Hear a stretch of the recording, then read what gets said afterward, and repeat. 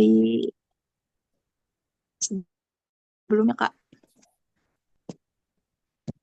dahuluan. Dari latar belakang ya. Oke, bismillah. Quran sebagai kitab suci umat Islam bukan hanya menjadi sumber hukum dan pedoman hidup, tetapi juga mengandung isyarat-isyarat ilmiah yang terus dikaji oleh para ilmuwan dan mufasir dari masa ke masa. Penafsiran terhadap ayat-ayat Al-Quran tidak berhenti pada pemahaman linguistik dan konteks sejarah semata, tetapi juga terus dikembangkan dengan pendekatan-pendekatan baru. Salah satunya adalah pendekatan tafsir ilmi, yaitu metode penafsiran yang menekankan pada relasi antara teks Al-Quran dan temuan-temuan ilmu pengetahuan modern. Ya, sebentar, Mbak. Kita langsung koreksi kata per kata ya. Tadi yang dibaca mana? Yang latar belakang, Pak. Latar belakang di apa namanya di paragraf yang pertama ya. Di sini Ya. dikatakan metode tafsir ilmi itu sudah satu kesalahan, Mbak ya. Karena tafsir ilmi laisa manhajan min manahij tafsir walakinnahu launun min alwani tafsir. Jadi kalau disebut metode itu berarti yang bikin narasi ini belum sepenuhnya memahami ya mal farqu bainal manhaj wal laun ya. Oke, jadi hati-hati ketika mengutip ya. Kalau memang kutipannya persis seperti itu, lalu di sini tidak Mbak cantumkan footnote, maka segera revisi gitu ya, benarkan smoothing ya, sesuai dengan apa yang sudah kita pelajari di mata kuliah ini. Ya, oke? Ya, Pak. Lanjut ya, Pak. Ya, jadi metode di sini ganti warna tafsir ilmi muncul sebagai respon terhadap, nah gitu. Atau corak boleh, atau laun boleh, silahkan. Yang pasti bukan metode tafsir ilmi. Oh iya. Ya. Iya, Pak. Baik, Pak. Ya, silahkan. Lanjut. Warna atau corak tafsir ilmi muncul sebagai respon terhadap tantangan zaman, khususnya di era modern dan pasca modern yang ditandai dengan dominasi rasionalisme dan sains. Dalam konteks ini, umat Islam tidak bisa mengabaikan fakta bahwa banyak generasi muda Muslim yang kini lebih dekat dengan dunia sains dan teknologi daripada literatur keislaman klasik.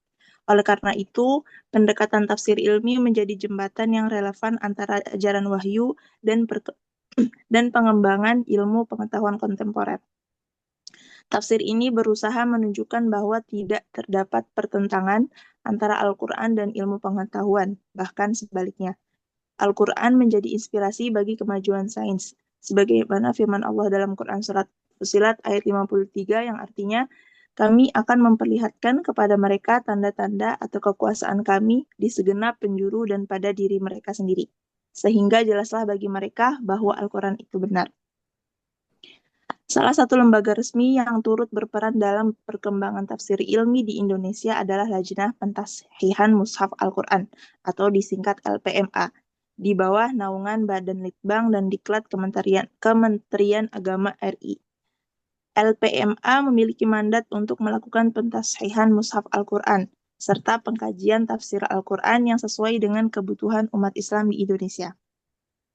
Dalam menjalankan fungsinya, LPMA telah menerbitkan sejumlah karya tafsir, termasuk proyek penting yang dikenal dengan kitab tafsir ilmi, yaitu kitab ini disusun dengan pendekatan multidisipliner yang melibatkan para ahli tafsir, ilmuwan sains, serta akademisi dari berbagai bidang keilmuan untuk menafsirkan ayat-ayat Al-Quran dalam perspektif ilmu pengetahuan modern. Kitab tafsir ilmi LPMA merupakan upaya strategis untuk membumikan Al-Quran dalam ranah intelektual yang lebih luas, serta untuk menjawab tantangan-tantangan kontemporer yang dihadapi umat Islam, baik dalam bidang pendidikan, sains, teknologi, maupun kebudayaan. Penafsiran ilmiah terhadap ayat-ayat kauniyah seperti penciptaan alam semesta, proses embriologi manusia, fenomena laut dan angin, serta hukum-hukum alam, menjadi bukti bahwa Al-Quran sangat terbuka untuk dikaji melalui pendekatan sains tanpa harus kehilangan otoritas keilahiannya. Namun demikian, Pendekatan tafsir ilmi juga menuai berbagai kritik. Sebagian ulama menilai bahwa terlalu menekankan aspek ilmiah dapat menjerumuskan pada upaya memaksakan sains ke dalam teks Al-Quran, sehingga makna ayat menjadi terbatas pada penemuan-penemuan ilmiah yang bersifat temporal dan berubah-ubah. Kritik ini penting untuk diperhatikan agar tafsir ilmi tidak terjebak dalam sikap apologetik, tetapi tetap bersandar pada metodologi tafsir yang sahih dan mengedepankan kaidah-kaidah ilmiah dan syar'i secara seimbang. Mengingat Ya, pentingnya ini maksudnya seperti apa, Mbak? Tidak terjebak dalam sikap apologetik itu maksudnya apa? Apologetik itu apa? lupa Hah? Coba di browsing. iya Pak. Apologize. Apologetik itu maksudnya apa? Agar tafsir ilmi tidak terjebak dalam sikap apologetik. Maksudnya bagaimana? Eh, Pembelaan atau pertahanan terhadap suatu keyakinan atau kepercayaan khususnya dalam konteks agama. Iya, kaitannya dengan tafsir ilmi agar tidak terjebak dalam sikap apologetik, maksudnya bagaimana? Hmm,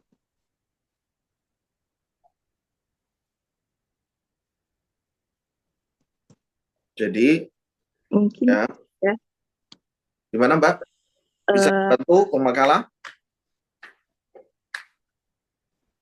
pemakalah yang lain? hmm, Agar tafsir ilmi tidak terjebak dalam sikap apologetik, tetapi tetap bersandar pada metodologi tafsir yang sahih. Nah, ini kan, bersandar pada metodologi tafsir yang sahih. Nah, kalau tadi dikatakan eh, apa bahwa tafsir ilmi itu metode, maka akan kontradiksi dengan di sini, ya, gitu. Karena metodologi itu adalah payung besarnya, sedangkan metode tafsir itu salah satu anasir atau ajza atau apalagi bagian aksam, ya, bukan aksam lah, ya, tapi ajza, ya, bagian yang inherent dalam metodologi itu, ya. Mudah-mudahan ini bisa dimengerti. Manhaj itu adalah salah satu bagian yang inherent, tidak terpisahkan kalau kita bicara metodologi payung besarnya. Dan tafsir ilmi adalah juga salah satu bagian dari kerangka besar metodologi, yakni apa? Corak atau laun tafsir ilmi. Itu, ya. Nah, kembali, agar tafsir ilmi tidak terjebak dalam sikap apologetik. Ya, sikap tadi kan, apologize itu apa? Ya, setengah ngeles gitu, ya, membela gitu, ya, sikap pembelaan. Nah, artinya karena ya Al-Quran itu salihun likulli zamanin wa makan. Itu, ya.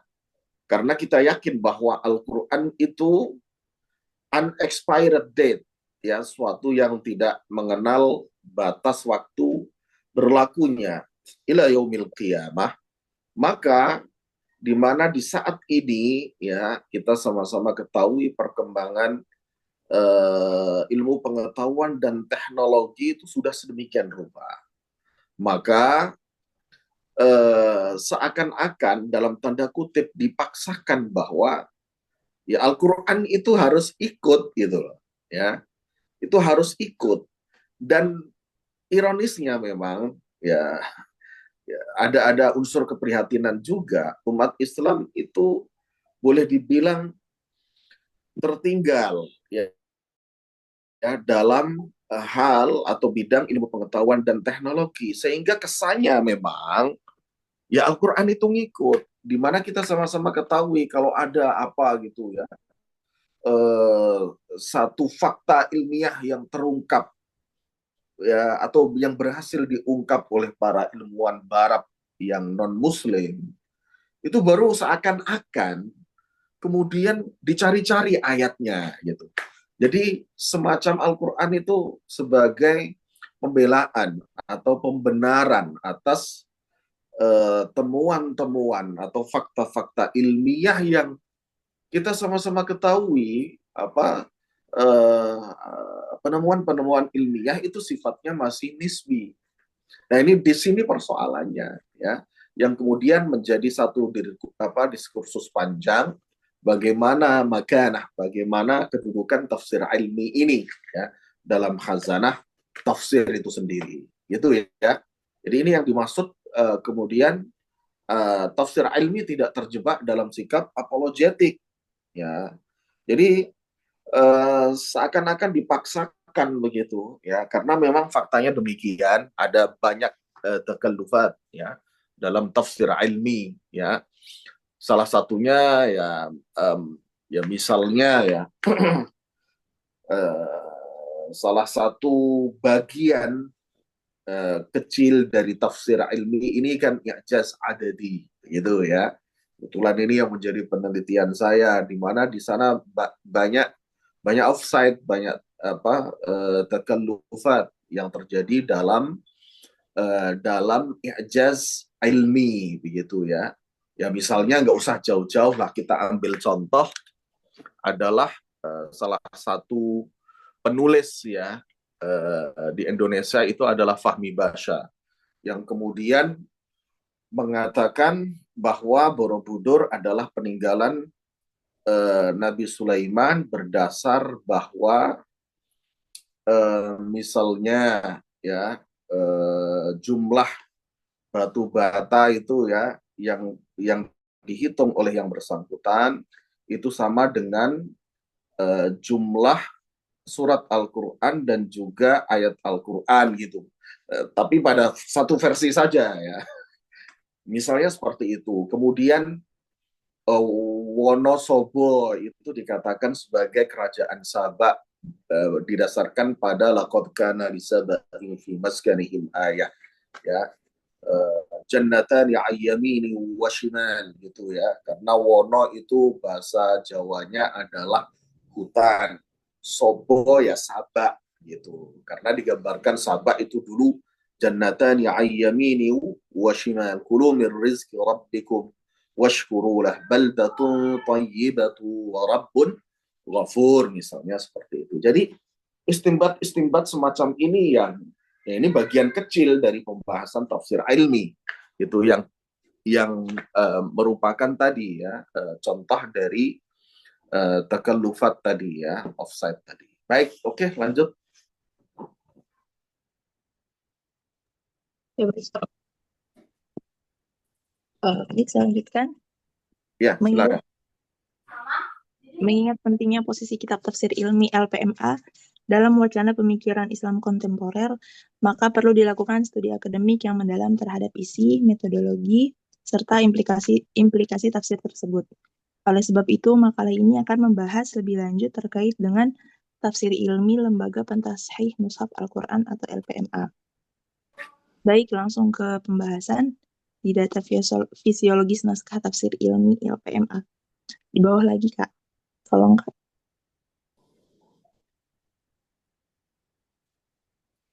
Ya, berikut covernya dari beberapa judul tafsir ilmi. Ada yang penciptaan manusia, tumbuhan dalam perspektif Al-Quran dan sains, dan waktu. Tafsir ilmi merupakan salah satu bentuk tafsir tematik atau maudhu'i yang berusaha memahami ayat-ayat Al-Quran dengan pendekatan keilmuan. Konsep dasarnya adalah bahwa Al-Quran tidak bertentangan dengan sains. Bahkan banyak ayat Al-Quran yang memberikan isyarat tentang fenomena alam semesta yang kemudian dapat dijelaskan secara ilmiah.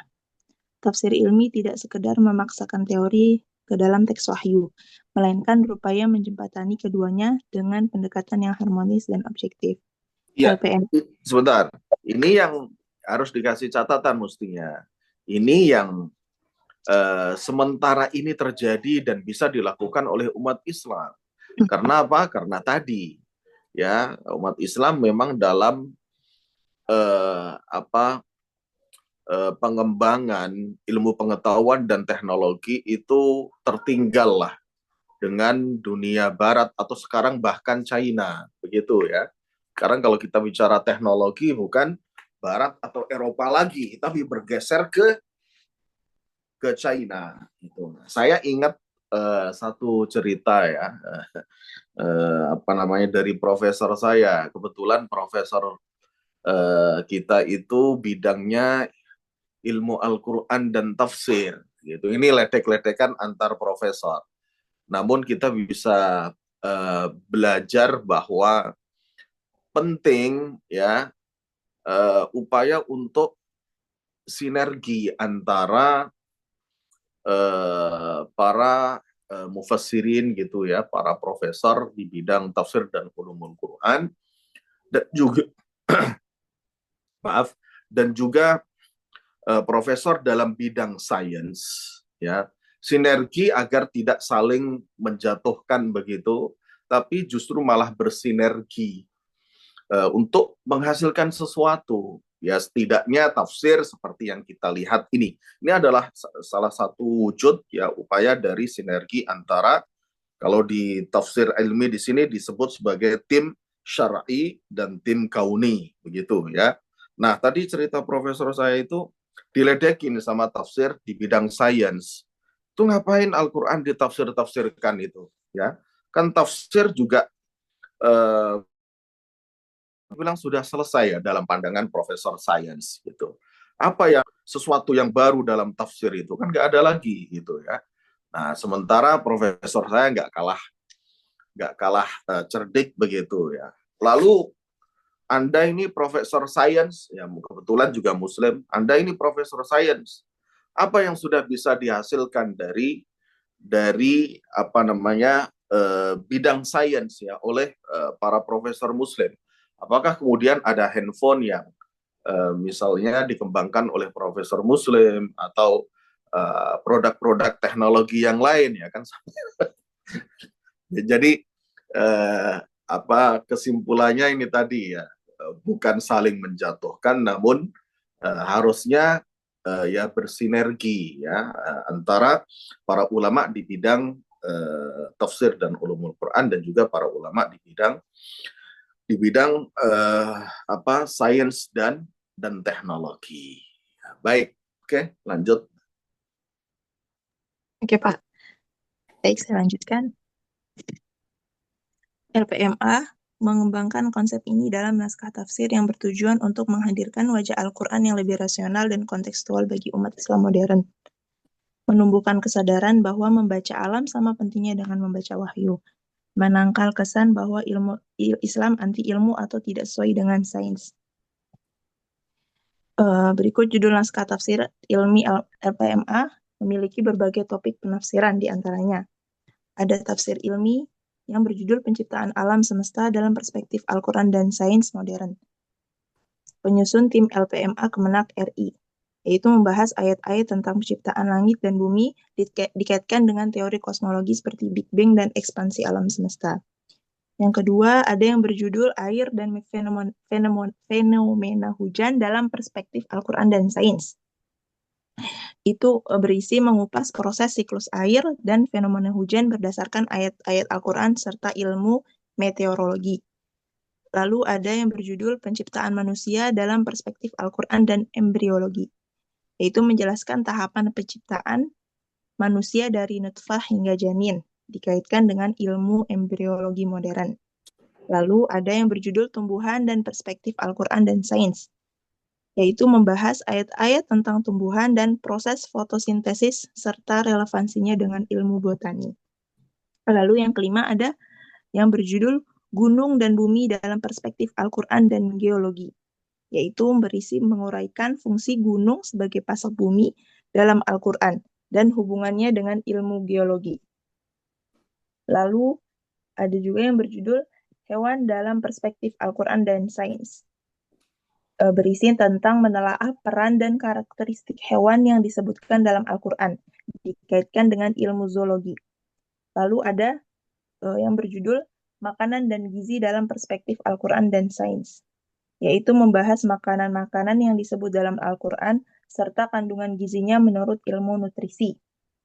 Lalu ada yang berjudul Api, Cahaya, dan Energi dalam Perspektif Al-Quran dan Sains, yaitu mengupas konsep cahaya dan energi dalam Al-Quran serta kaitannya dengan ilmu fisika. Lalu ada yang berjudul Waktu dan Peredaran Bulan, Matahari dalam Perspektif Al-Quran dan Astronom. Yaitu membahas sistem kalender, rotasi bumi, dan peredaran bulan serta matahari berdasarkan Al-Quran dan ilmu astronomi. Lalu ada yang berjudul Akal dan Psikologi dalam Perspektif Al-Quran dan Ilmu Modern, berisi menjelaskan fungsi akal dan hati dalam Al-Quran serta hubungannya dengan ilmu psikologi dan neuroscience. Adapun nama dan kota terbit naskah tafsir ilmi LPMA, semua kitab tafsir ilmi diterbitkan oleh Lajnah Pentashhihan Mushaf Al-Quran atau LPMQ, Badan Litbang dan Diklat Kementerian Agama Republik Indonesia, yang beralamat di Gedung Bait Al-Quran dan Museum Istiqlal, Jalan Raya TMII Pintu 1, Jakarta Timur. Untuk tahun terbit tafsir ilmi LPMA, yang terdiri dari 19 jilid dengan tahun terbit yang berbeda-beda. Ada yang dari tahun 2010, 2012, 2016, dan 2000 dan yang lainnya. Adapun jenis cetakan tafsir ilmi LPMI terdiri dari 2 cetakan, yaitu hard copy yang fisik, ukurannya umumnya berukuran A4, dengan kertas HVS tebal yang berkualitas, terkadang glossy untuk halaman bergambar. Warna full color, terutama bagian ilustrasi, grafik, atau tabel. Sampul, ada yang soft cover dan ada hard cover, dengan desain yang elegan dan ilmiah. Adapun isi terdiri dari kombinasi teks tafsir, kutipan ayat Al-Quran dengan harokat, serta penjelasan sains modern dan ilustrasi penunjang. Adapun e-booknya ada berupa format PDF yang bisa diunduh dari situs resmi LPMQ. Atau secara gratis bisa di link berikut. Iya. Kemudian, Pemakalah sudah download atau belum? Saya kebetulan minta sama teman, Pak. Oh ya, ada. Ada. Yang mana yang dipegang naskahnya oleh Pemakalah? Yang Sebentar, apa? Sebentar, Pak. Dibuka Ya. dulu, Pak.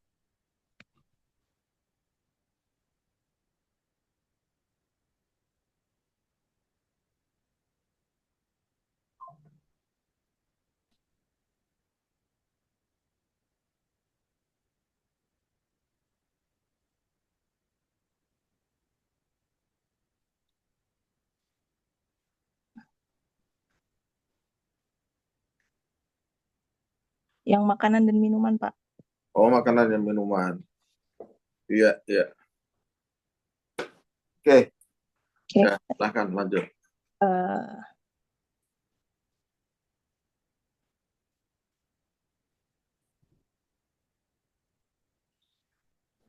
Kemudian untuk profil penulis tafsir ilmi, tokoh yang terlibat dalam penyusunan tafsir ilmi terdiri dari beberapa orang, yang diantaranya mufasir, tokoh ilmuwan, dan juga para ahli di bidang keilmuan tertentu. Berikut beberapa di antaranya. Yang pertama, ya nggak perlu dibaca satu persatu, Mbak, ya. Oh iya, Pak. Ya cukup dipetakan menjadi tim syar'i dan tim kauni. Tim syar'i itu siapa saja, ya, terdiri dari para akademisi dari 3 kampus. Yang pertama PTIKI, yang kedua IIKI, yang ketiga UIN Syarif Hidayatullah Jakarta, gitu ya. Atau berikutnya, bukan atau tapi dan berikutnya adalah tim kauni, ya, terdiri dari siapa saja, ya, dari Lembaga Ilmu Pengetahuan Indonesia dulu, ya. Kalau sekarang BRIN, kalau dulu masih bernama Lembaga Ilmu Pengetahuan Indonesia. Ya, siapa saja disebutkan sana. Nggak perlu satu-satu kemudian di mana dipaparkan biografinya, nggak perlu, ya, cukup secara singkat saja profilnya, ya. Jadi nggak satu-satu. Wah, itu bisa banyak sekali, namanya juga tim, Mbak. Iya, Pak. Ya, gitu ya. Oke, lanjut. Eh, Ya, Pak Mukhlis dan Pak ya, Kures. Ya, ada Pak Muklis, ya. beliau juga dari LPMA, lalu ada Pak Muhammad Quraisy Shihab yang kita kenal sebagai Mufasir. Lalu ada Profesor Dr. Muhammad Tato Muzhar. Eh, eh, untuk sejauh ini Pemakala baru menemukan itu, Pak. Hah? Belum? Iya, baru sampai situ aja. Bingung mau ke titik dari Yo, mana, Pak. kan ada, Mbak. Kan ada di naskahnya itu. Oh iya. Ada di tafsir ilmi itu ada namanya tim syar'i, ada tim kauni, ya. Coba baca muqaddimahnya Pak Mukhlis itu. Tim syar'i, tim kauni, kemudian masing-masing tim itu anggotanya siapa saja, ya, dan tim kauni itu anggotanya siapa saja. Gitu, Pak. Jadi bukan apa namanya, bukan ketiga orang ini, dan bahkan kalau Pak Mukhlis itu kan ketuanya gitu ya dari tim syar'i. Kemudian nanti tim kauni siapa begitu. Nanti ada sekretaris, kemudian ada apalagi gitu ya, struktur organisasi masing-masing tim itu. Nah, kurang lebih seperti itu nanti di dirujuk kembali nanti. Tapi saya nggak tahu ya apakah di soft file ada atau enggak karena memang saya nggak punya gitu. Tapi kalau di versi bukunya ada. Baik, oke. Ya, Nah, Pak. Baik, nanti ya, direvisi, Pak, insya Allah. ya, oke. Oke. Nah, nanti di masing-masing tim syar'i, tim kauni, yaitu tidak perlu detail sebagaimana misalnya tafsir yang dikarang oleh seorang mufasir gitu ya, terkait dengan apa mauliduhu wa nash'atuh, kemudian rihlatuhul ilmiyah, ini bisa diutarakan secara singkat saja. Kemudian afiliasi syuyukhuhu wa talamidatuhu dan seterusnya, kutubuhu, itu nggak perlu disebut satu persatu, cukup disebut mereka adalah para akademisi pada masing-masing kampus gitu ya. Nggak perlu diutarakan satu persatu siapa saja gurunya ya kan, karena ya gurunya ya para dosen itu ya, para dosen senior yang ada di tiga kampus itu. Demikian juga tim tim apa kauninya kan dari ITB, dari UI, dari UGM ya, dari kampus-kampus besar negeri itu. Kemudian juga intisabuhul madhabi aqidatan wa fiqhan wa tasawufan juga nggak perlu didedah karena dalam konteks apa Indonesia kita bisa ambil saja ya, ya bahwa ya ini semua tim ini adalah apa akidah ahlus sunnah wal jamaah, mazhabnya syafi'iyah dan seterusnya ya. Oke, baru uh, khalfiyatut tasnif itu juga ada di mukaddimahnya. Coba baca mukaddimahnya Pak Mukhlis Hanafi ya, yang tercantum di naskahnya itu ya, ada kenapa tafsir ini ditulis. Dan memang untuk di apa ketahui bahwa ini apa garapan LPMA Kemenak ya, tafsir ilmi ini merupakan magnum opus ya. Boleh dibilang belum ada karya tafsir ilmi sejenis di Indonesia yang menyamai ya tafsir ilminya Kemenak ini. Ya, kalaupun misalnya ada, nanti juga akan kita bahas adalah tafsir ilminya apa ITB, Salman ITB Bandung. Tapi itu pun cuma satu juz dan juznya 30. Ya, ada banyak hal nanti apa namanya catatannya nanti apa namanya, kita akan bahas ya pada sesi berikutnya. Nah, kembali kepada tafsir ilmi, Kemenak ini kalau kita misalnya apa lihat untuk karya sejenis dalam bahasa Arab misalnya, ya. Kalau untuk tin itu saya belum pernah dapat ya. Tapi kalau untuk apa penulisnya satu mufasir saja misalnya yang bercorak ilmi itu ya Syekh Tantawi Al-Jauhari, Tafsir Al-Jawahir gitu ya. Atau misalnya dalam bentuk audio gitu. Atau bisa juga kita temukan rekamannya di YouTube. Itu ada namanya Dr. Zaglul An-Najjar, An-Najjar ya, Al-Misri tentunya. Itu juga bicara banyak tentang tafsir tafsir ilmi. Selebihnya ada berbahasa Turki yang kemudian diterjemahkan ke dalam bahasa, saya rasa sudah seluruh dunia ya. Tafsir ilminya Salman apa Harun Yahya, tafsir ilmiah Harun Yahya. Nah, itu juga kalau kita bicara tentang karya selain bahasa Indonesia. Baik, oke, lanjut, Mbak.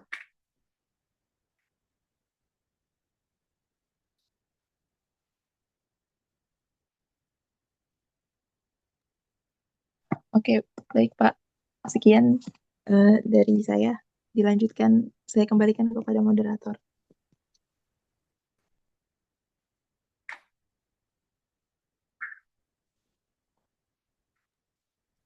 Baik, kalau gitu saya lanjutkan sekarang ke sumber tafsir. Yang pertama, sumber penulisan dalam tafsir ilmi. Salah satu contohnya di Gunung dalam perspektif Al-Quran dan Sains. Tafsir ilmi, Gunung dalam perspektif Al-Quran dan Sains merupakan hasil kerja kolaboratif antara Lajnah Pentasihan Mushaf Al-Quran atau LPMQ dan Lembaga Ilmu Pengetahuan Indonesia atau LIPI yang disusun dalam kerangka program integrasi antara teks keagamaan dan ilmu pengetahuan. Proyek ini berada di bawah koordinasi Badan Litbang dan Diklat Kementerian Agama Republik Indonesia sebagai bagian dari upaya pengembangan tafsir tematik berbasis keilmuan modern.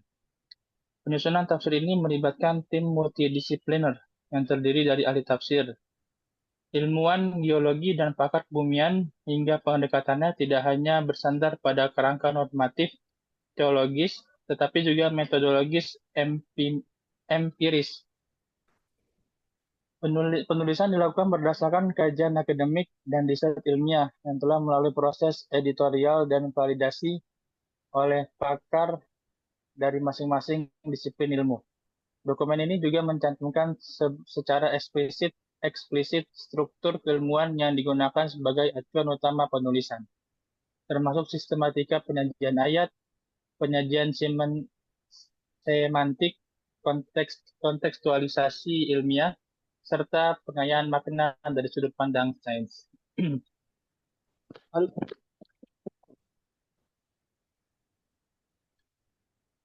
Oleh karena itu, sumber penulisan dalam tafsir ini dapat dikatakan merupakan gabungan dari sumber keagamaan formal, kitab tafsir, hadis, pendapat ulama, dan sumber ilmiah kontemporer, riset, jurnal, dan kajian ilmiah. Yang kedua, sumber penafsiran dalam tafsir ilmi masih dalam contoh gunung dalam perspektif Al-Quran dan Sains. Adapun dalam hal sumber penafsiran, tafsir ini menggunakan pendekatan komprehensif dengan menggabungkan tafsir klasik, tafsir kontemporer, dan data ilmiah modern.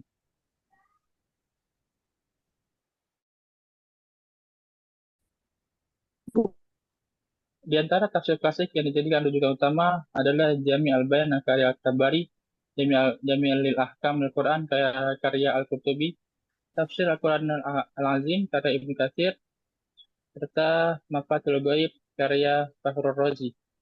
Tafsir klasik ini memberikan fondasi linguistik, kontekstual, dan normatif terhadap makna ayat-ayat yang berkaitan dengan gunung.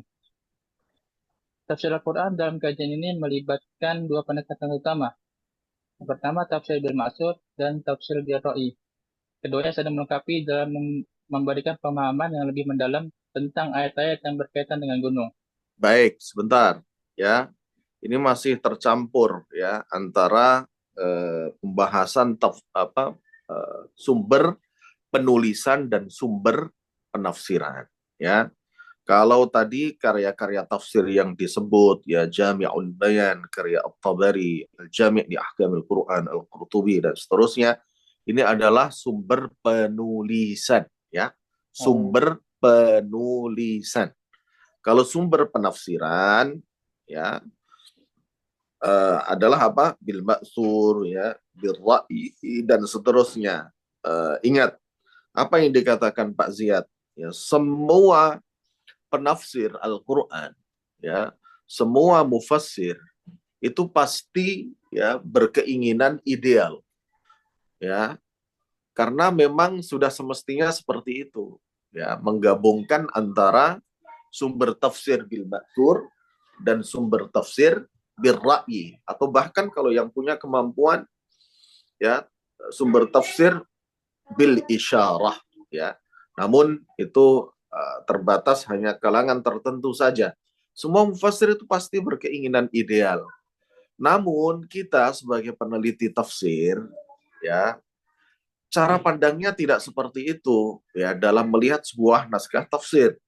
Kita mesti harus menilai mana yang lebih dominan ya.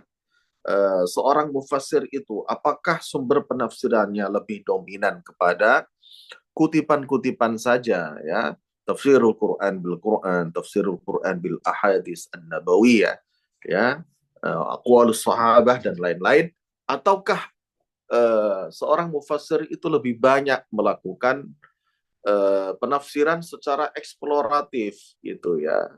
Dengan menggunakan pendekatan misalnya dalam hal ini adalah birra'yi gitu ya. Nah, oleh karena itu ya kita harus melakukan serangkaian analisis ya, untuk kemudian menilai apakah sebuah naskah tafsir, dalam hal ini tafsir ilmi, dari namanya saja sebenarnya sudah jelas ya, leno-leno kalau kata orang Jawa itu, cetol leno-leno bahwa sumber penafsiran tafsir ilmi ini adalah birra'yi ya, birra'yi ya, karena tentu Al-Quran berbicara tentang ilmu pengetahuan itu lebih banyak secara implisit begitu ya, lebih banyak merupakan isyarat-isyarat. Nah, kalau dalam tafsir-tafsir klasik itu isyarat-isyarat ilmiah begitu ya, isyarat-isyarat ilmiah. Oleh karena itu jangan heran teman-teman ketika membaca tafsir ilmi itu memang pemaparan dari sisi sainsnya itu terasa jauh lebih dominan ya, lebih dominan. Jadi tim kauni yang memang melakukan upaya eksploratif itu, sehingga ya dengan mudah akan kita katakan bahwa tafsir ilmiah Kemenak ini ya, karena memang coraknya juga ilmi ya, nanti kan pembahasan corak di belakang gitu ya. Dari situ sebenarnya sudah kita bisa tangkap itu apa kira-kira masdar tafsir yang digunakan. Karena coraknya ilmi, maka ya sumbernya juga birra'yi. Begitu ya. Baik. Oke, lanjut. Ini nggak perlu dikasih keterangan lagi ya. Tafsir bil ma'thur yaitu apa dan seterusnya. Itu kan teman-teman sudah bahas selesai ya dalam Manahijul Mufassirin atau mata kuliah studi ilmu Al-Qur'an, ulumul Qur'an gitu. Baik. Oke, lanjut.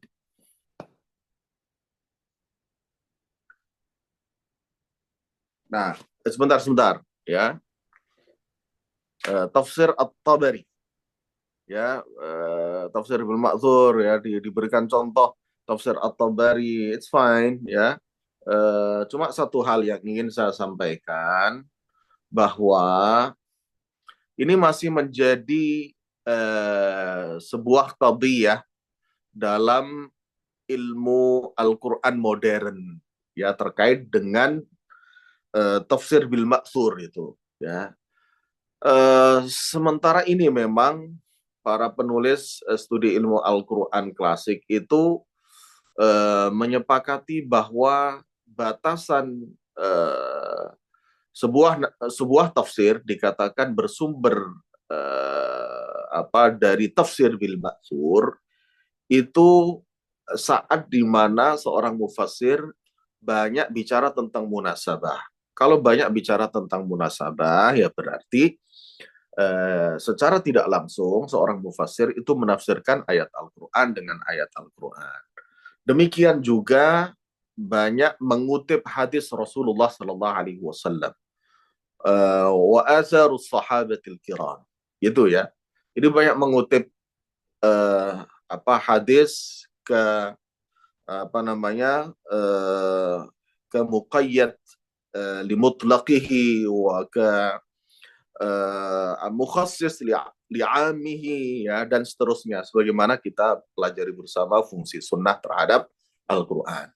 Dan demikian juga aqwalus salaf, ya, tidak hanya sahabat tapi aqwalus salaf. Sampai di sini. Nah, adapun seorang mufassir mengutip aqwalul mufassirin, ya, sebelumnya, maka ini masih menjadi katakanlah perdebatan. Bisa nggak dinilai ketika seorang mufassir itu banyak mengutip pendapat para mufassirin sebelumnya, itu dinilai bil ma'zur, gitu ya. Oleh karena itu ini menjadi satu pembahasan yang terpisah, artinya pembahasan secara khusus yang kemudian saya tantang seorang mahasiswa, ya, S3 kita untuk melakukan penelitian di bidang ini, ya, Mas Saiful itu, ya, rekonstruksi tafsir, ya. Jadi tugas ilmiahnya adalah untuk membangun kembali, ya, tatanan atau struktur bagaimana sesungguhnya penilaian terhadap sumber penafsiran itu seperti apa sih, gitu ya, kurang lebih begitu. Baik, oke, jadi tidak kemudian serta-merta ketika tafsir ilmi Kemenak itu mengutip At-Tabari, ini kita bisa katakan, oh, berarti tafsirnya bil ma'thur, ya, seperti itu, ya. Tapi setidaknya kita bisa jadikan pegangan lah, seperti yang tadi saya telah utarakan, bahwa ketika ada tafsir, ya, banyak bicara tentang munasabah, kemudian bicara atau banyak mengutip hadis-hadis Rasulullah dan aqwalus salaf, maka, dan itu dominan, maka itu bisa kita katakan tafsir tersebut bersumber bil ma'thur, ya. Demikian sebaliknya, kalau tidak bicara tentang itu, ya, meskipun mengutip dari banyak aqwalul mufassirin, maka kita bisa katakan tafsir tersebut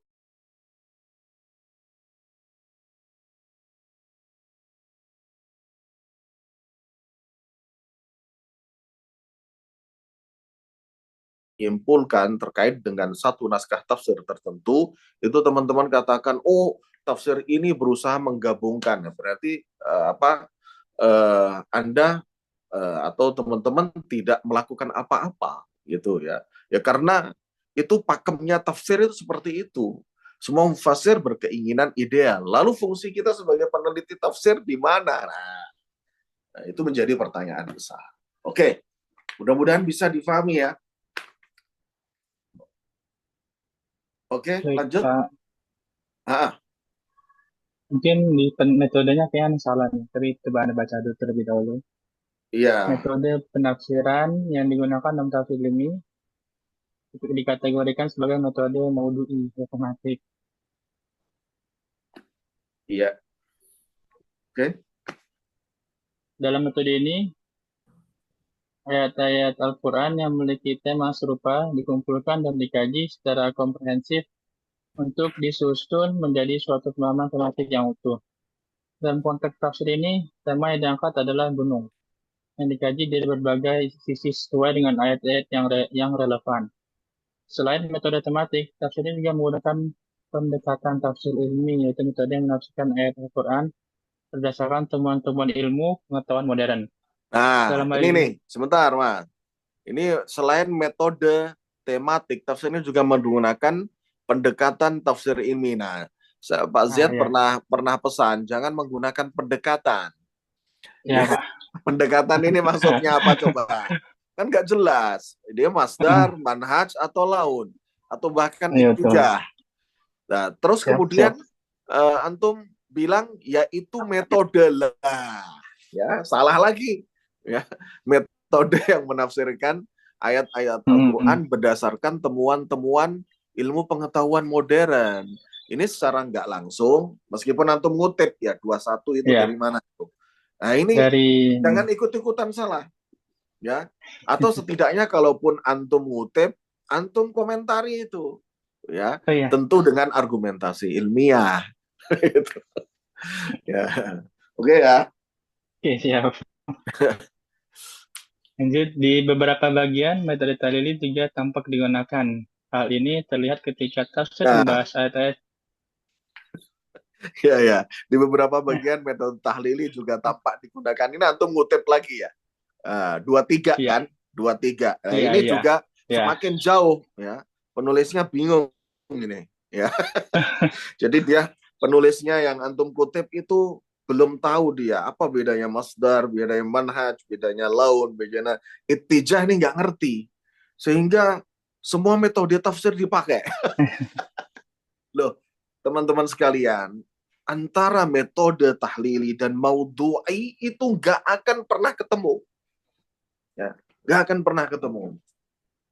Ya, nggak ketemunya di mana?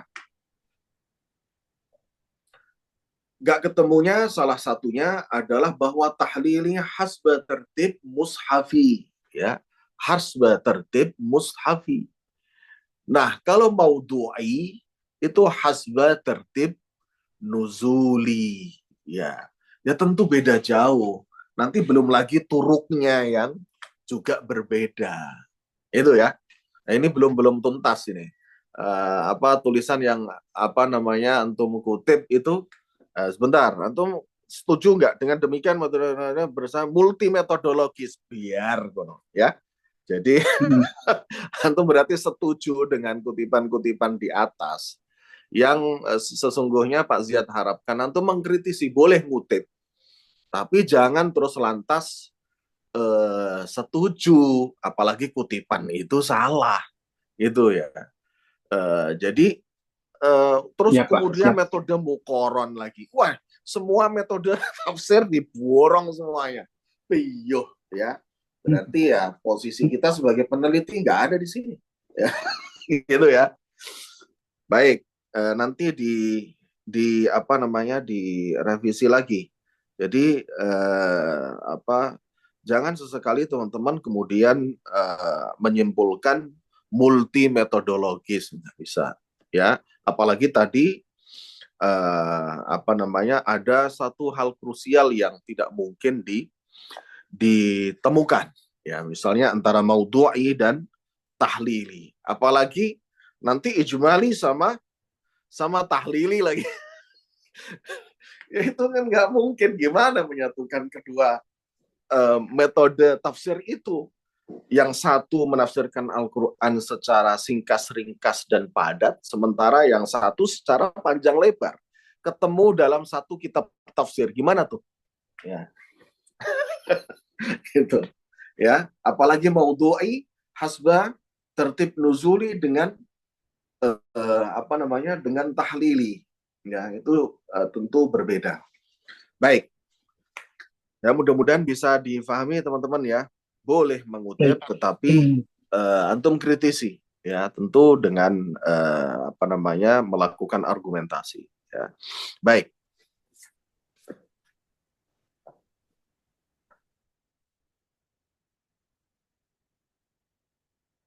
Oke, ya, lanjut.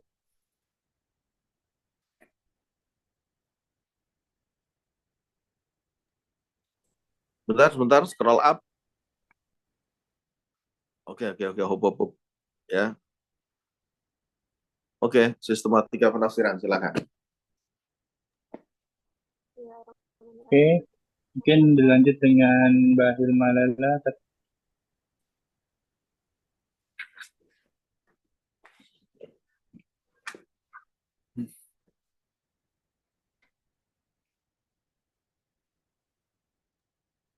Baik,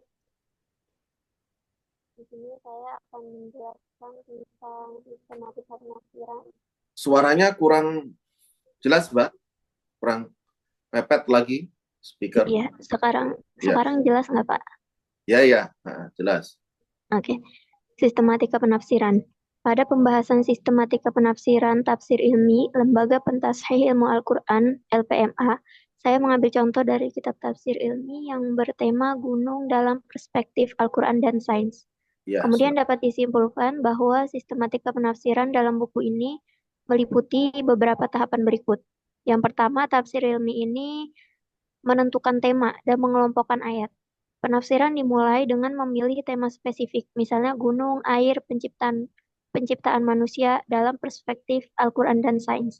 Kemudian semua ayat dalam Al-Quran yang relevan dengan tema tersebut, yang dimana saya di sini mengambil tema gunung dalam perspektif Al-Quran dan sains. Tema tersebut dikumpulkan dan dikelompokkan berdasarkan pada metode yang digunakan, yaitu metode tafsir maudu'i. Contohnya, pengumpulan ayat-ayat Al-Quran yang menyebutkan kata gunung secara langsung maupun tidak langsung, seperti dalam surah An-Nahl ayat 15, وَأَلْقَى فِي الْأَرْضِ رَوَاسِيَ أَن تَمِيدَ بِكُمْ وَأَنْهَارًا وَسُبُلًا لَعَلَّكُمْ تَهْتَدُونَ. Kemudian yang kedua surah An-Naba ayat 7, وَالْجِبَالَ أَوْتَادًا. Kemudian surah An-Naml ayat 88, وَتَرَى الْجِبَالَ تَحْسَبُهَا مَرَّ السَّحَابِ صُنْعَ اللَّهِ الَّذِي أَتْقَنَ كُلَّ شَيْءٍ إِنَّهُ خَبِيرٌ بِمَا تَفْعَلُونَ. Dan selanjutnya. Kemudian yang kedua yaitu analisis bahasa. Jadi setelah dikumpulkan ayat-ayat yang terdapat kata gunung secara langsung atau tidak langsung, di sini menjelaskan makna kata gunung dalam bahasa Arab dan variasinya dalam Al-Quran. Terdapat beberapa kosakata gunung dalam Al-Quran, diantaranya yang pertama ada jabal atau jibal. Gunung dalam Al-Quran diungkapkan dengan kata jabal. Jabal ini jibal ini jama dari kata jabal. Sebaliknya. Ya, dalam kamus kosakata Al-Quran, jabal adalah bagian dari permukaan bumi yang besar, panjang, dan menjulang tinggi. Kata ini disebut dalam Al-Quran sebanyak 39 kali. 6 diantaranya dalam bentuk tunggal, dan sisanya dalam bentuk jamak. Kemudian yang kedua ada rawasi. Selain kata jabal atau jibal, Al-Quran juga menggunakan kata rawasi yang sering diartikan sebagai gunung. Dalam 9 ayat.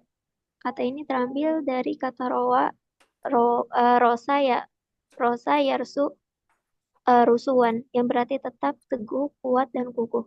Roasi berarti sesuatu yang menancap ke dasar dan tampak sangat kukuh dan kuat. Kemudian setelahnya itu pendekatan ilmiah sains, pengertiannya. Pada kitab tafsir ilmi ini, Lembaga Pentashih Mushaf Al-Quran LPMA menganalisis fenomena gunung dari perspektif ilmiah. Dalam bahasa Indonesia, kosakata gunung memiliki dua arti yang secara geologis berbeda wujud, yakni pegunungan dan gunung api. Bahkan beberapa bukit, hill yang berupa tinggian kecil juga sering disebut gunung. Tapi untuk membedakan keduanya, kita perlu memahami secara garis besar proses geologi yang membentuknya. Yang pertama ada pegunungan dan yang kedua ada gunung api. Yang pertama pegunungan dalam geologi dikenal istilah orogenesis yang berasal dari bahasa Yunani, oro yang berarti gunung dan genesis yang berarti pembentukan. Jadi secara umum orogenesis dapat diartikan pembentukan pegunungan oleh gaya-gaya tektonik. Kemudian yang kedua ada gunung api. Kita sering mendengar kata gunung berkonotasi dengan gunung api. Proses pembentukan gunung api sebetulnya berbeda dari pembentukan pegunungan. Gunung api dibentuk oleh magma yang keluar dari perut bumi. Menurut McDonald, baik, Mbak. diutarakan sistematika penafsiran secara umum saja ya, tidak perlu dibaca tafsirnya ya. Oke. Iya, Boleh baik. lanjut. Sesudah mengutarakan sainsnya, apa kemudian apa ada Ditafsirkan. ya ditafsirkan ya, Ditafsirkan silahkan. secara sains. Oke. Langsung contohnya aja ya, Pak. Oke. Nah, 4 menafsirkan ayat-ayat Al-Quran tentang gunung. Iya. Oke. Contoh, Jadi ya. ya silakan. Contoh penafsiran ayat Al-Quran tentang gunung secara sains seperti pada surah At-Tur ayat 6. Nah, ini contoh yang tadi gunung api. Wal baharil masjur. Dan demi lautan yang dipanaskan, di dalamnya ada api. Berbeda dari terjemah Kementerian Agama, sebagian ulama menafsirkan surah At-Tur ayat 6 dengan laut yang di dalamnya ada api.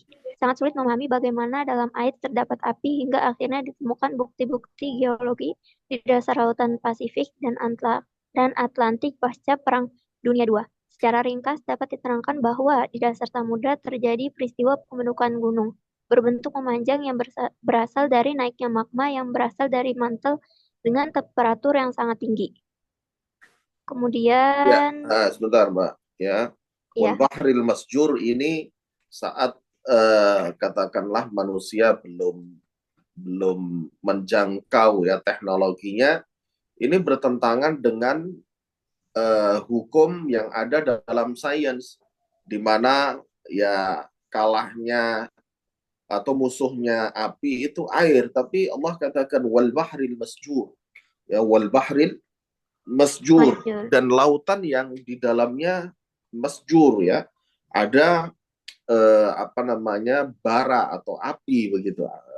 Jadi sampai kemudian ya teknologinya berkembang sedemikian rupa sehingga bisa dilakukan eksplorasi dalam lautan dan seterusnya ya, sehingga terungkap gitu ya, terungkap.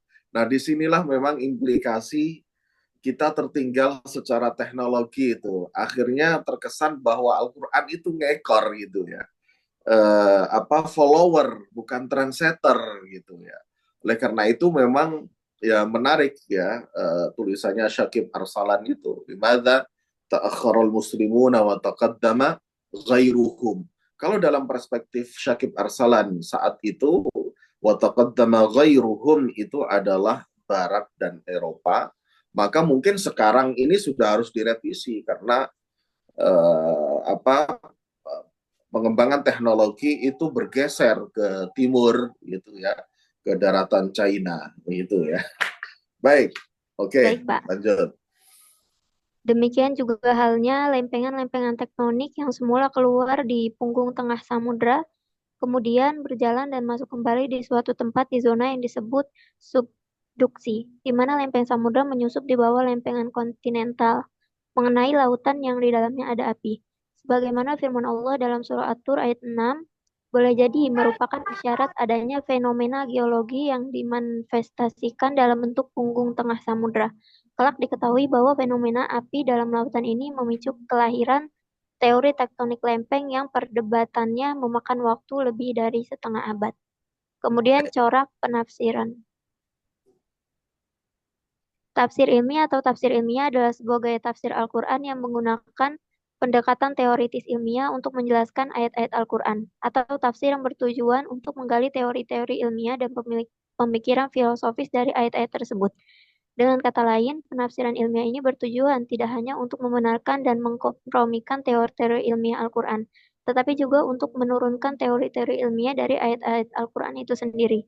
Gaya penafsiran ini didasarkan pada asumsi bahwa Al-Quran mengandung berbagai macam pengetahuan. Tafsir corak ini. Sebentar, Mbak. Ini saya tidak sependapat dengan penggunaan kata asumsi yang meskipun Mbak juga ngutip itu ya, didasarkan pada ya keyakinan, bukan asumsi lagi, karena secara lugas Al-Quran mengatakan wa tafsilan likulli syai, ya, ma farratna fil kitab min syai, atau kalau nggak mau menggunakan kata keyakinan, boleh menggunakan kata penafsiran ya, didasarkan pada penafsiran bahwa Al-Quran mengandung berbagai macam pengetahuan. Itu ya, jangan gunakan kata asumsi. Oke. Baik, Pak. Tafsir corak ilmi ini berusaha memahami ayat-ayat Al-Quran yang mengandung isyarat ilmiah dari perspektif ilmu pengetahuan modern. Penyusunan tafsir ilmi ini dilakukan melalui serangkaian kajian yang dilakukan secara kolektif dengan melibatkan para ulama dan ilmuwan, baik dari Lajnah Pentashih Ilmu Al-Quran, LIPI, LIPI 8, dan beberapa perguruan tinggi. Para ulama, akademisi, dan peneliti yang terlibat dibagi dalam dua tim, syar'i dan kauni. Tim syar'i bertugas melakukan kajian dalam perspektif ilmu-ilmu keislaman dan bahasa Arab, sedangkan tim kauni melakukan kajian dalam perspektif ilmu pengetahuan. Nah, paragraf ini salah tempat, Mbak. Ya, harusnya paragraf ini ke tadi ya, masuk ke profil tafsir, ya. Penulisnya siapa? Dan paragraf ini meskipun pemakalah juga ngutip itu ya, narasinya sudah benar, tafsir corak ilmi, bukan metode ilmi, nggak ada metode ya. Yang ada adalah corak ilmi, ini sudah benar, tapi salah tempat. Ini harusnya ada di depan tadi ya, pada profil penulis dari tafsir ilmi ini. Oke, Mbak? Baik, Pak. Maka dari itu, tafsir ini termasuk tafsir yang bercorak ilmiah atau saintifik. Sebagaimana yang disebutkan di awal bahwa penafsir tidak hanya berasal dari ahli disiplin keilmuan tafsir, tetapi juga memiliki latar belakang berbagai keilmuan sains, seperti fisika, kimia, geologi, biologi, astronomi, dan sebagainya. Corak ini menekankan hubungan antara ayat-ayat Al-Quran dengan ilmu pengetahuan modern, tanpa melepaskan prinsip tafsir klasik dan kaidah-kaidah keilmuan Al-Quran. Ayat yang dibahas adalah ayat yang berhubungan dengan kauniyah, yang berbicara tentang alam semesta. Contoh ketika menafsirkan Quran Surah An-Naml ayat 88 pada buku tafsir ilmi, pada kitab tafsir ilmi yaitu gunung dalam perspektif Al-Quran dan sains. Dia membicarakan tentang gunung-gunung yang kelihatan diam, padahal sesungguhnya gunung-gunung itu bergerak cepat seperti awan. Ayat ini kemudian dijelaskan dengan pengetahuan geologi, pergerakan-pergerakan bumi, lempengan bumi, dan semua benda-benda yang berada di atasnya tentu menimbulkan berbagai perubahan yang tidak disadari manusia. Selat Sunda, Selat Makassar, dan Laut Banda merupakan contoh beberapa selat yang terbentuk akibat lempengan-lempengan yang bergerak.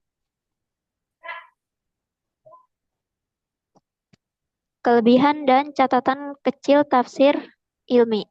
Yang pertama, kelebihan. Berikut beberapa kelebihan yang terdapat pada tafsir ilmi. Yang pertama, mendorong umat Islam untuk berani merespon modernisasi, pembaruan, dan tantangan zaman dalam melakukan penafsiran ulang dengan menggunakan teori saintifik. Yang kedua, menguatkan keimanan dan relevansi Al-Quran.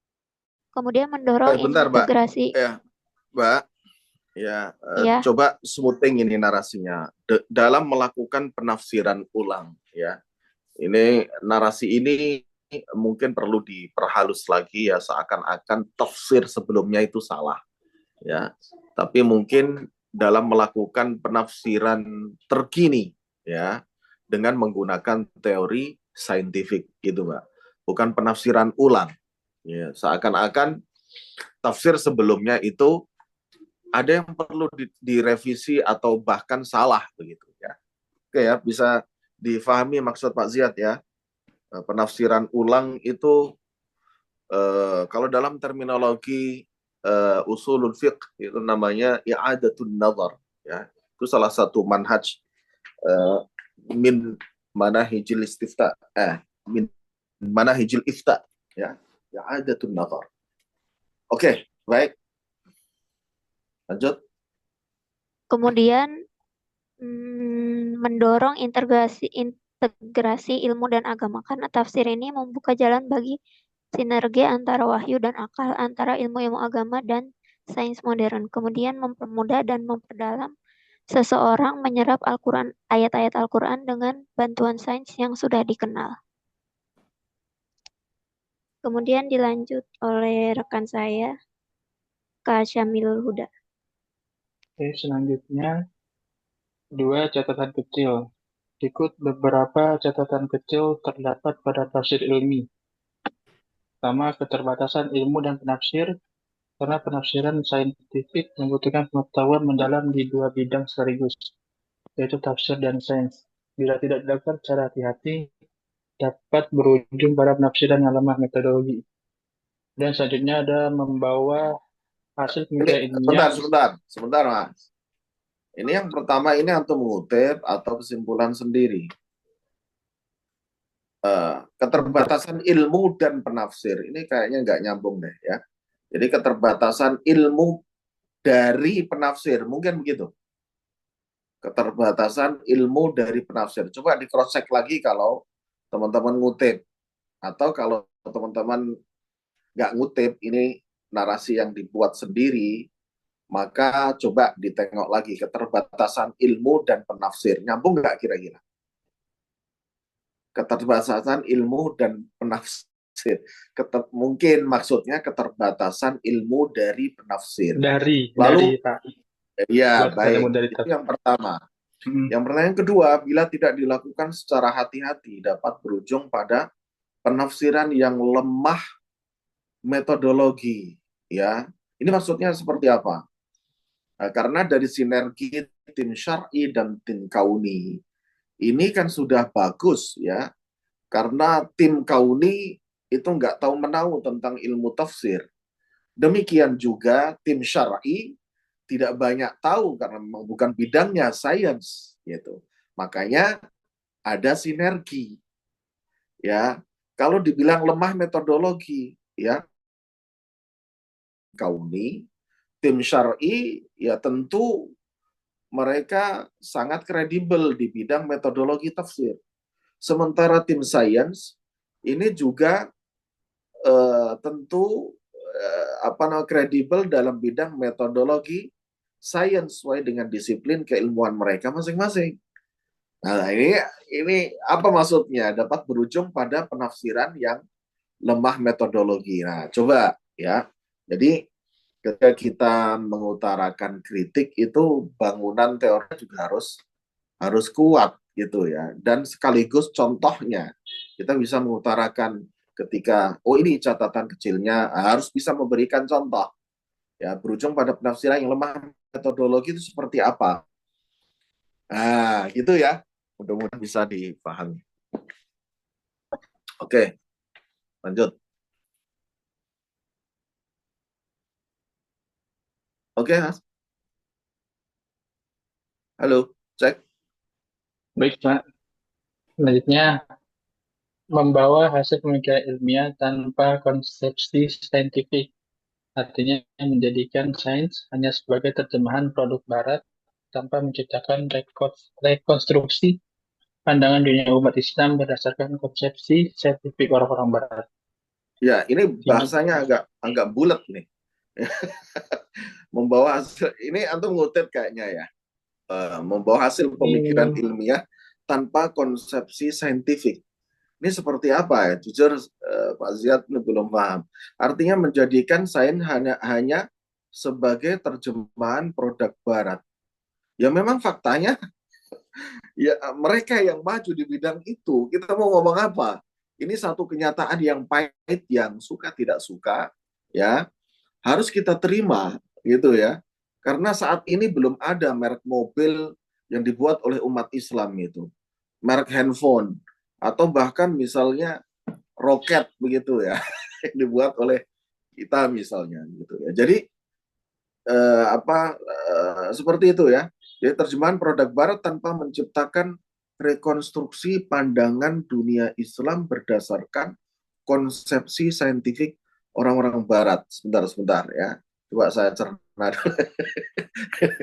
Ini maksudnya seperti apa? Ya. Sebenarnya teman-teman pemakalah ingin ngomong apa ini? Yang B yang kedua ini terkait dengan tafsir ilmiah Kemenak itu. Apa yang ingin teman-teman katakan gitu? Ya.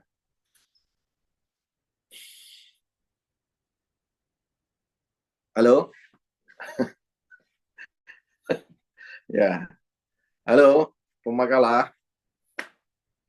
Apa yang ingin teman-teman katakan ya sebagai catatan kecil dari tafsir sainsnya, tafsir ilmiah Kemenak itu? Poin yang kedua ini.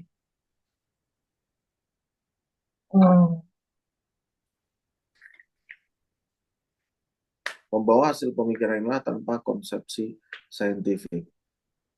Iya, oke ya. Baik, nanti coba Ini poin ini Pak. gimana? Di sini kami dari kami poin ini mengkritik kecenderungan sebagian penafsir yang menggunakan ilmu modern atau ilmu sains dalam tafsir, tapi tidak memahami Mm-mm. konsep ilmiah di balik ilmu tersebut. Mereka hanya Mm. mengadopsi hasil-hasil ilmu dari barat sebagai produk jadi tanpa mencoba memahami, mengkritisi atau merekonstruksi konsep dasarnya. Akibatnya mereka menerima pandangan dunia barat, termasuk cara pandang terhadap sains tanpa filter atau adaptasi dari perspektif Islam. Itu Pak. Oh, oke. Iya, iya, iya. Mulai sudah agak jelas itu. Antum baca di mana nih? Hah? Yang barusan antum sampaikan itu kalimat antum sendiri atau membaca keterangan tambahan dari poin yang B ini? Keterangan tambahan sih. Keterangan. Khulaso Pak. Iya, iya, iya. Ya, ya, baik. Itu soal lain saya rasa, ya. Soal lain ya terkait dengan cara pandang para saintis begitu ya, para ahli di bidang sains dari kalangan Muslim gitu, yang kecenderungannya hanya sebagai pengekor gitu kan mungkin maksudnya, tanpa kemudian membangun satu perspektif baru ya, dari pandangan Islam sendiri terhadap ilmu pengetahuan kan gitu. Nah itu saya rasa satu hal yang berbeda ya kalau kita mau memberikan catatan khusus tentang tafsir ilmiah Kemenak ya. Kita boleh diskusi soal ini. Baik, disampaikan dulu karena waktunya sudah mepet ya. Oke. Yang terakhir.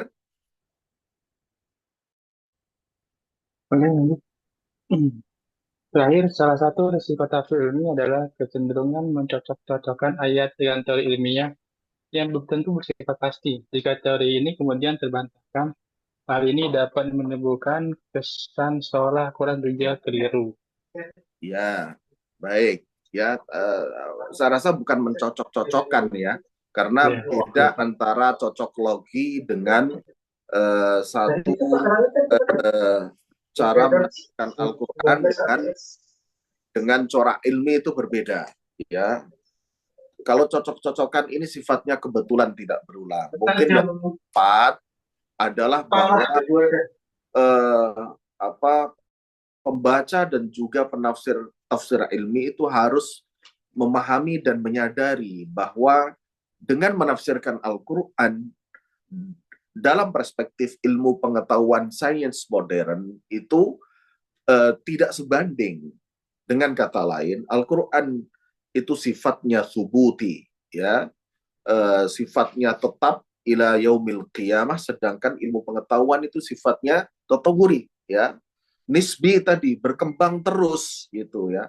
Bisa jadi ada penemuan-penemuan baru lagi yang kita kapan nggak ke depan yang kita nggak tahu gitu ya, sehingga ini terjadi satu ketidakseimbangan gitu. Itu resiko yang selalu akan melekat gitu ya ketika kita menafsirkan Al-Quran dengan pendekatan sains. Tapi itu nggak salah ya, nggak salah, namun ya perlu difahami dan disadari saja karena upaya untuk melakukan aktualisasi nilai dan kandungan Al-Quran sesuai dengan zaman kita itu adalah muhimmatut tafsir ya, itu adalah tugas utama dari tafsir.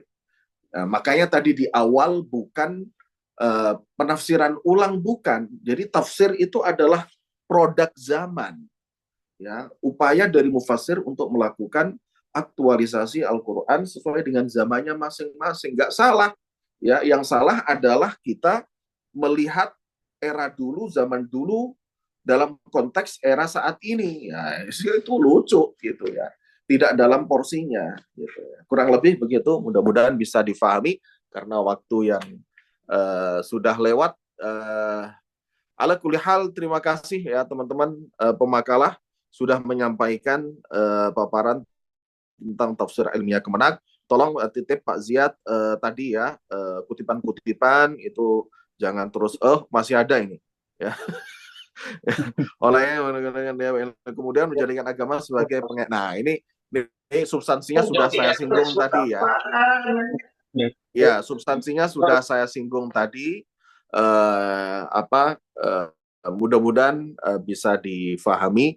Dan sekali lagi terima kasih untuk memakalah. Titip satu lagi soal teknis penulisan ya. Tolong bisa diperhatikan betul standar penulisan footnote ya yang berlaku di lingkungan kampus kita. Demikian, kalau ada pertanyaan disimpan aja dulu ya. Kita akan bahas insya Allah di lain waktu ya, kesempatan. Terima kasih. Kurang lebihnya mohon maaf ya.